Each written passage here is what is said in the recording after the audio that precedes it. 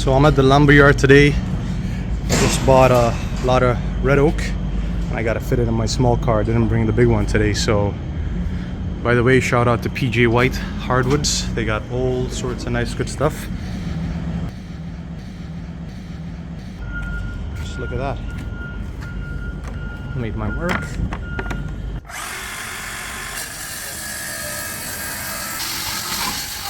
This tool gets a bad rep, but when I'm breaking down wood at the lumberyard, this is my go-to. The wood is packed and ready to go.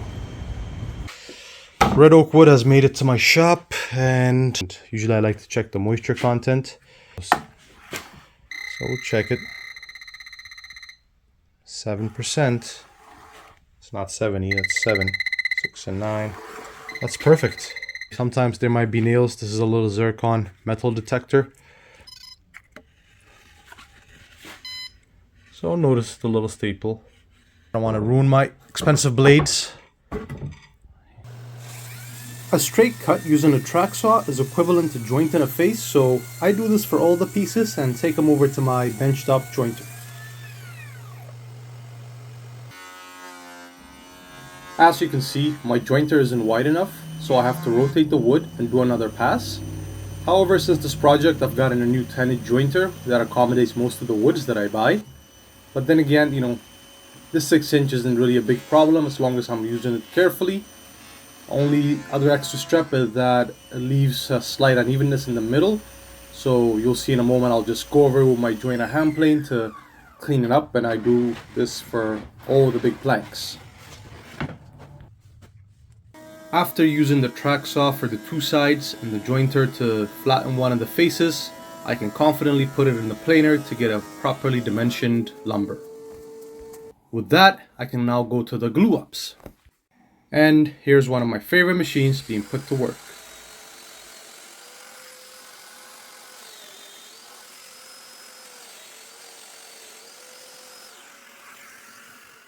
On this type of glue up, the domino loose tenons are not that necessary, but I like using them as they help align and add structural integrity to the furniture that I make. And additionally, this way I'm very confident that the table will last a very, very long time without having any bows or twists which can occur over time.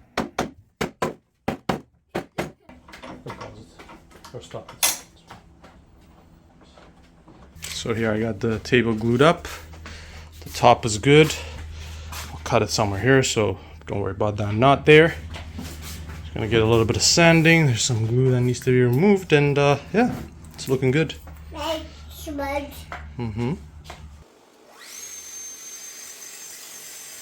Once it's out of the clamps, I then move on to remove the glue residue and I start dimensioning it.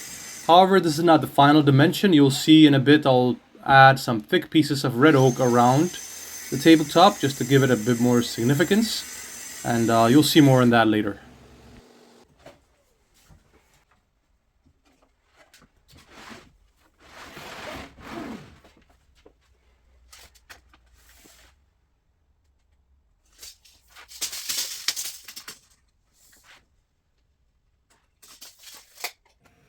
Once the table is dimensioned and squared, I then mill thick pieces of red oak that will be attached on all four sides, sort of like a breadboard end. This thick pieces will help the table keep its flat shape and add more substantive feel to it. They will also help in the installation of the feet, which you'll see later if you do stick around.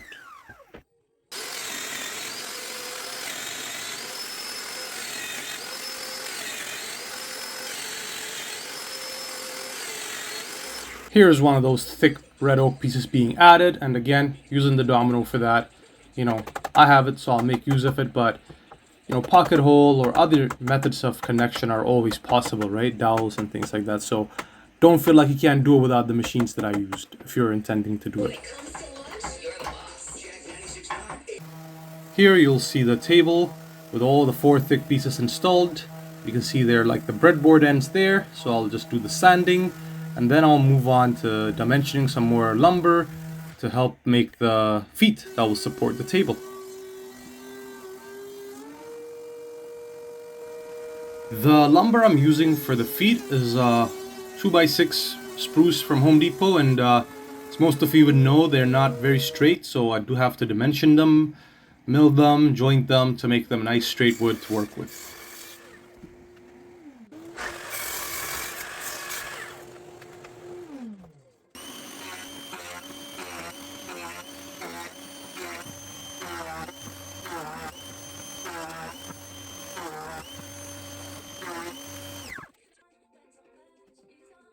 So my customer asked for a farmhouse style table, and the distinct feature of a farmhouse table for me are first the breadboard ends, which are installed at the ends, and you've seen me do that. And second is the style of the legs that support a table. And with me being a visual person, I like to render designs before I start building them. So I made a mock-up of it on AutoCAD to see how it will look, and this is the design I settled with. So you'll see me here making the legs based on that design.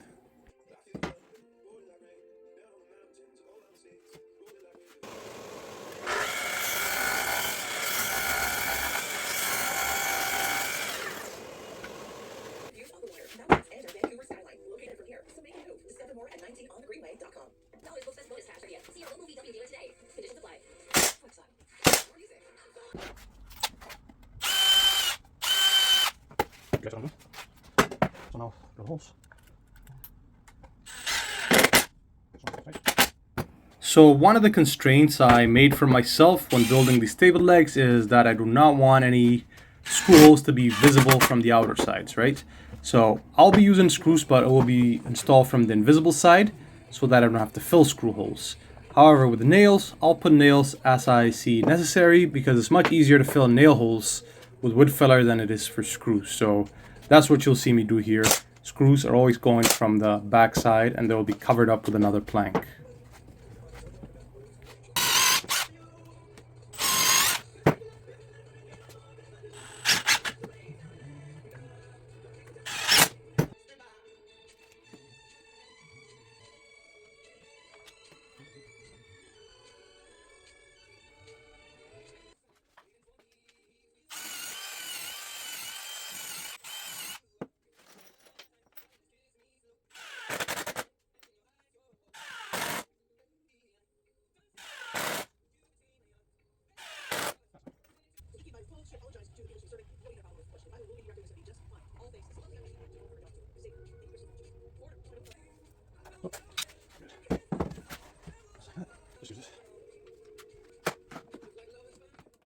Here's what the table legs look like at around 95% of completion. What's left are just going over the edges and filling all the nail holes or any other visible gaps, and then painting it white because that's the spec for it.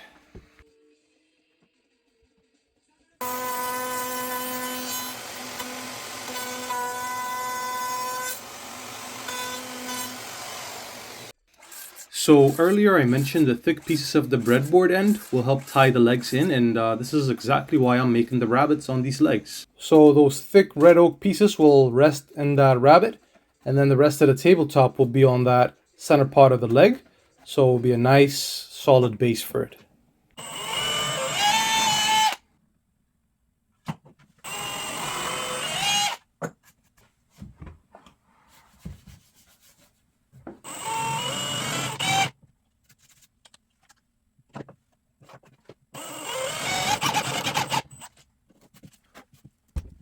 One of the things most woodworkers don't consider when building furniture is the ability to disassemble and reassemble a piece of furniture. I want my customer to have that ability, and these threaded inserts will do just that in a straightforward manner. And adding a little bit of CA glue on the threaded inserts before installation will ensure that they do not move when you're trying to assemble, disassemble, or reassemble them later.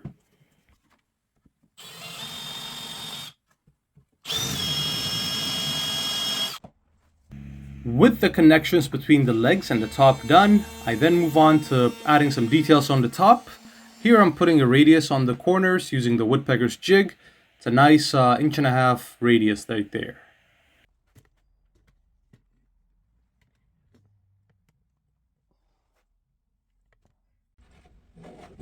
Another tool from woodpeckers that I've been enjoying is the Easy Edge corner plane for adding roundovers or chamfers. It's really nice to use, especially on hardwoods.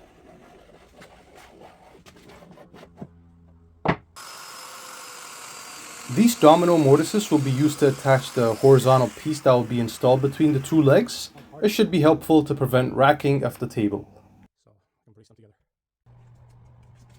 With most of the work complete, I'm now preparing to paint the legs, so I go over it with a wood filler on any nail holes or any visible gaps.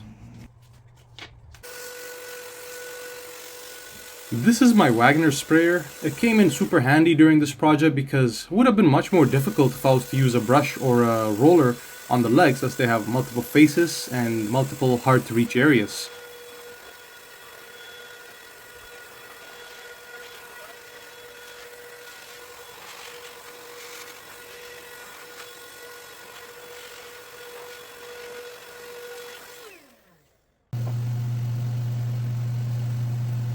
With the legs painted, I get back to the tabletop as my customer wanted to add a darker shade to it, and after multiple checks I find the shade that is dark enough, so I go ahead with the staining.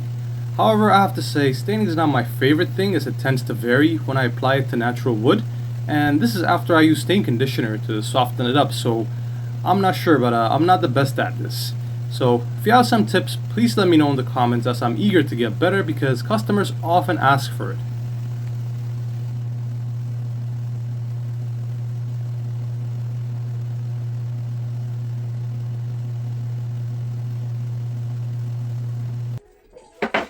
With the tabletop and table legs done, I then move on to making the benches for the table. There's going to be 2 benches, and I'm going to use 2x4s for the bench tops. So I straighten them, I joint them, dimension them, and I'm going to be using pocket holes to connect all the bench tops.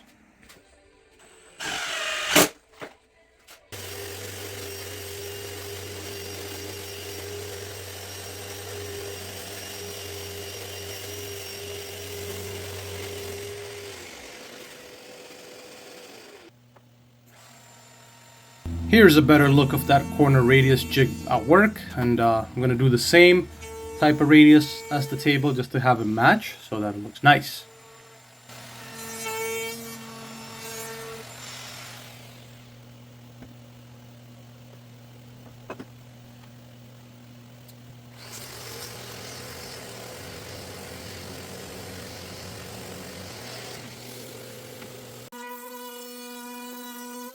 I know earlier I said I like that easy edge corner plane, but this is a softer wood, and for the essence of time I just take out my trim router and go over with a 1/8 round over just to kind of keep it consistent as the table, and I move on to staining it similar, just like the tabletop.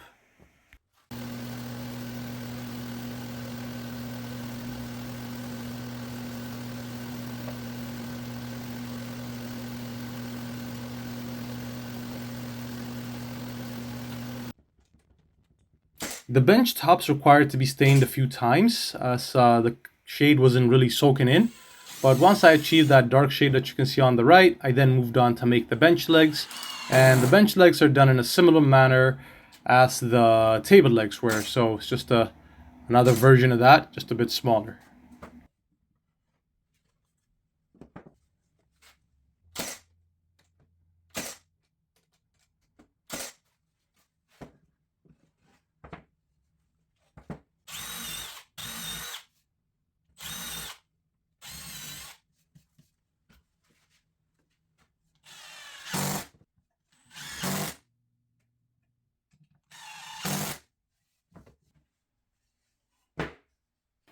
One of the other tools that I really appreciated during this project is having this 18 gauge battery powered nailer. It's just so much easier not to think about compressor starting up and stopping or the compressor hose here and there. So if you're on the edge or in the market for a battery powered nailer, I think you should go for it.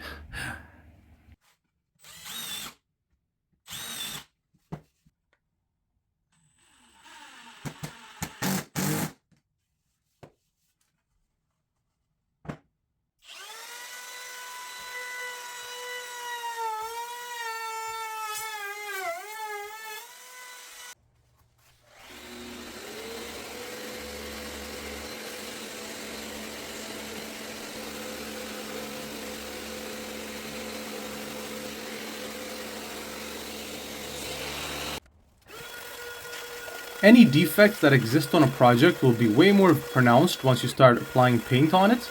So it's really important to do the correct prep of paint before you start painting it. So that means sanding, filling nail holes, and filling any gaps so that it looks pristine. So just a tip, if you're painting it, go over it a few times because your customer will notice it the first time they look at it.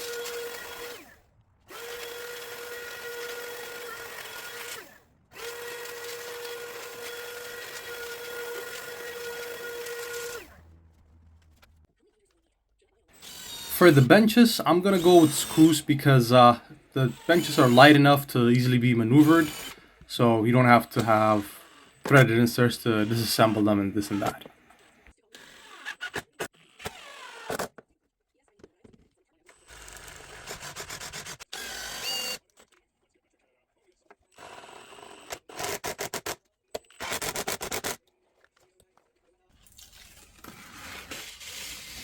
With projects, the detail isn't the small stuff, so here I am applying a little cork liner on the bottom so that it doesn't scratch on the floors and stuff. So this should be nice.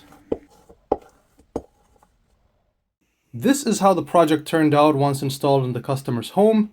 Notice how the legs of the benches and the table are offset to allow the benches to slide in when not being used. This makes it take up a smaller footprint inside the home, which is really nice. So I hope you enjoyed the video, and if you're inclined to support the channel, I would appreciate a sub. So thanks guys, and peace out.